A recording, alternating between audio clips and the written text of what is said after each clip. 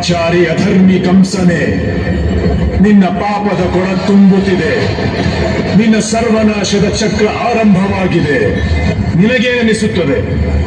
ನೀನು ನಿನ್ನನ್ನು ಭಗವಂತ ಎಂದು ಘೋಷಿಸಿಕೊಂಡು ಈ ಜಗತ್ತಿನ ಸರ್ವಶಕ್ತ ಭಗವಂತ ಶ್ರೀಮನ್ನಾರಾಯಣನನ್ನು ಧಿಕ್ಕರಿಸುವೆಯಾ? ಇಲ್ಲ ಕಂಸ, ಸಾಧ್ಯವಿಲ್ಲ. ನೀನು ಮಾಡಿರುವ ಅಪರಾಧಗಳಿಗೆ ಕೇವಲ ಮೃತ್ಯು ಒಂದೇ ಸರಿಯಾದ ದಂಡನೆ. ನಿನ್ನ ಸೋದರಿ ದೇವಕಿಯ ಗರ್ಭದಿಂದ ಜನಿಸುವ ಪುತ್ರನೇ, ದೇವಕಿಯ 8ನೇ ಪುತ್ರನೇ ನಿನ್ನ ಅಂತ್ಯ ಹಾಡುತ್ತಾನೆ ಕಂಸ. ನಿನಗೆ ಅಂತ್ಯ ಹಾಡುತ್ತಾನೆ ಕಂಸ.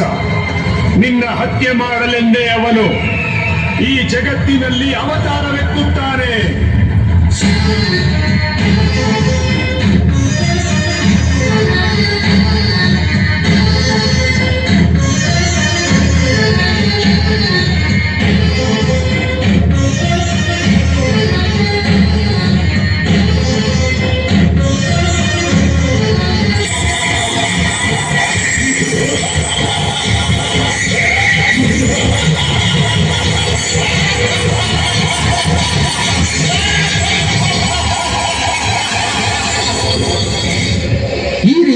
ದುಷ್ಟಕಂಸನು ದೇವಕಿ ಹಾಗೂ ವಸುದೇವರ ಎಲ್ಲಾ ಸಂತಾನಗಳ ಹತ್ಯೆ ಮಾಡಿದ. ಹಾಗೂ 8ನೇ ಪುತ್ರ ಜನಿಸುವ ಸಮಯವೂ ಬಂದಿತು.